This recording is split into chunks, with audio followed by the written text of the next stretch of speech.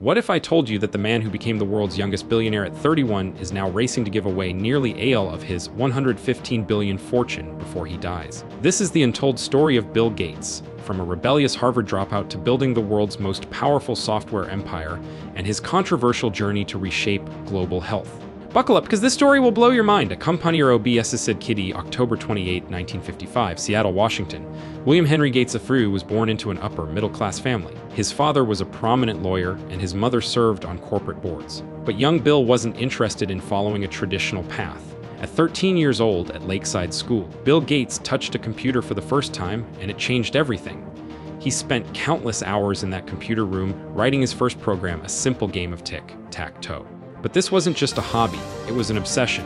It was at Lakeside where fate intervened. Bill met Paul Allen, a fellow student who shared his passion for computers. The two became inseparable, spending every free moment learning, coding, and dreaming big. By the time they were just 16 years old, Gates and Allen started their first business venture together called Trafo Data, creating software to measure traffic flow in Seattle. They were already entrepreneurs in high school! Mikhailo Stefundar in 1973, Gates enrolled at Harvard University, taking advanced mathematics and computer science courses.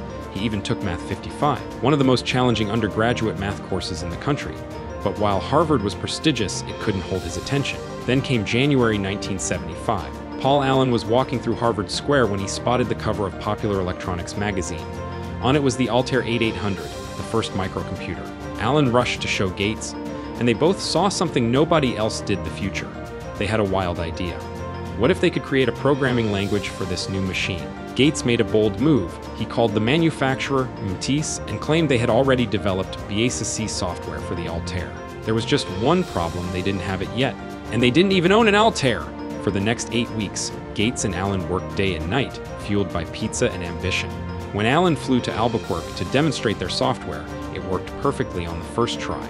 Mice agreed to distribute their program. Gates made the hardest decision of his life. He dropped out of Harvard in his junior year to pursue this opportunity.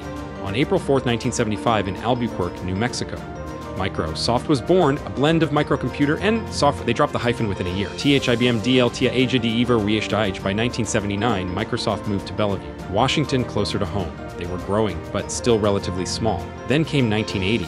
The year everything changed. IBM, the titan of the computer industry, approached Microsoft with a proposal. They were developing their first personal computer and needed an operating system. Gates saw an opportunity others would have missed. Microsoft didn't actually have an operating system to sell IBM. So what did Gates do? He purchased an existing system called QDOS for $50,000, modified it, and licensed it to IBM as MS-DOS. Here's the genius part: Gates convinced IBM to let Microsoft retain the rights to license MS-DOS to other companies. While IBM made money on hardware, Microsoft would make money on software for every PC clone that emerged. It was one of the smartest business deals in history. By 1981, the IBM PC launched with MS-DOS. Soon, other computer manufacturers wanted the same operating system. Microsoft was no longer just a small startup, it was becoming the standard. In 1985, Microsoft released Windows, featuring a revolutionary graphical user interface with drop-down menus, scroll bars, and icons. No more typing complex commands, users could now point and click. It was the beginning of personal computing as we know it. The following year, 1986, Microsoft went public. Gates, who retained 44.9% of the company, became a paper millionaire overnight. At just 31 years old in 1987, Bill Gates became the world's youngest self-made billionaire with a net worth of $1.25 billion. But the real explosion came with Windows 95 in 1995. Remember those commercials with the Rolling Stones singing, "Start Me Up"? 7 million copies sold in the first 5 weeks alone. Microsoft dominated the market with over 90% market share. By 1995, Gates was worth $114.8 billion.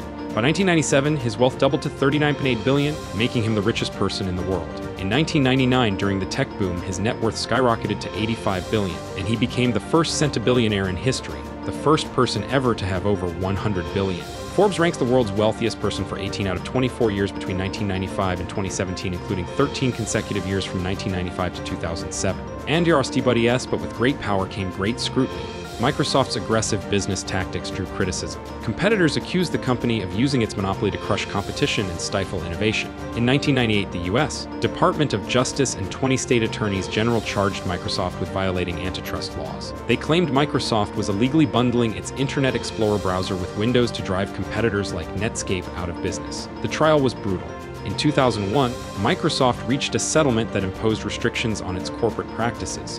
The European Union also got involved, eventually fining Microsoft nearly $1.35 billion for antitrust violations. Gates, who preferred staying out of the public eye, was forced to become a more visible defender of his company.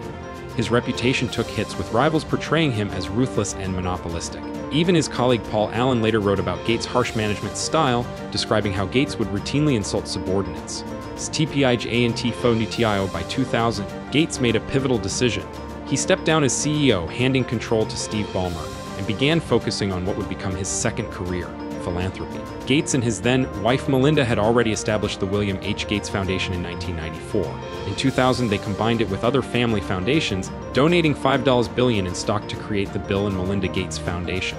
Today, the Gates Foundation is the world's largest private charitable foundation, with assets valued at over $77 billion. The foundation focuses on three primary areas: global health, development, and education. Their mission: to ensure that every person, regardless of where they're born, has the opportunity to live a healthy, productive life. In 2010, Gates and Warren Buffett created the Giving Pledge, where billionaires commit to giving away at least half their wealth to charity. Gates went even further. He pledged to give away 96% of his fortune. The numbers are staggering. By 2025, Gates has donated approximately $100 billion to charity, with $60 billion going to his foundation. The foundation's current annual budget is $8.6 billion, and it employs over 2,000 staff members worldwide. What has all this money accomplished? The results are remarkable. The Gates Foundation has helped vaccinate over 1 billion children through its support of Gavi, the Vaccine Alliance. This effort has saved approximately 19 million lives at a cost of just $100,000 per life saved. Think about that. 19 million children who would have died now have a chance at life. Gates loves to reference what he calls the most beautiful chart in the world, data showing that child mortality has been cut in half since 2000. In 2000, more than 10 million children died before their 5th birthday. Today, that number is less than 5 million. It's one of humanity's greatest achievements. The foundation has poured billions into fighting malaria, tuberculosis, HIV/AIDS, and polio. They've funded research into new vaccines, improved sanitation systems, and education for developing countries. In 2025, Gates pledged $902 million to the Global Fund to fight AIDS, tuberculosis, and malaria, and $1.6 billion to Gavi. During the COVID-19 pandemic, the Gates Foundation established the COVID-19 Therapeutics Accelerator to speed up drug development.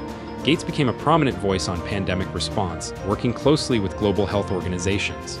But Gates' philanthropy hasn't been without criticism. Some experts have raised concerns about philanthrocapitalism, the idea that wealthy individuals wield enormous power over global health decisions without democratic accountability. Critics point out that the Gates Foundation has become one of the top funders of the World Health Organization, raising questions about undue influence.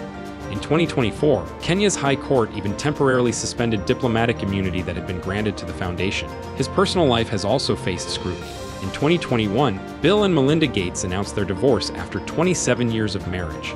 Details emerged about Gates' relationship with convicted sex offender Jeffrey Epstein, and a Microsoft board investigation into an alleged affair Gates had with an employee in 2000. These revelations tarnished his carefully cultivated image as a devoted family man. Despite the controversies, Melinda French Gates received approximately $25 billion in the divorce settlement and stepped down from the foundation in 2024 with an additional $12.5 billion to pursue her own philanthropic work. In May 2025, Bill Gates made a historic announcement. He would donate virtually all of his remaining wealth, then valued at approximately $107 billion, to the Gates Foundation over the next 20 years. After spending $200 billion on global health and development initiatives, the foundation will close its doors permanently by 2045. People will say a lot of things about me when I die, Gates wrote in his blog, but I am determined that to die rich will not be one of them. His net worth has already begun dropping dramatically. In July 2025, Bloomberg adjusted his wealth calculation, removing $51 billion to reflect his charitable donations. As of October 2025, Gates' net worth stands at approximately $115 billion, ranking him as the 13th richest person in the world, down from holding the top spot for 18 years. His goal: to cut child mortality in half again over the next 20 years, to eradicate diseases like malaria, to ensure every mother survives childbirth, to lift millions out of extreme poverty. If you found this story fascinating, smash that like button and subscribe for more deep dives into the lives of the world's most influential people. Hit the notification bell so you never miss our next video. And here's a question for you. If you had $100 billion to give away, what cause would you focus on? Let me know in the comments! Thanks for watching, and I'll see you in the next one.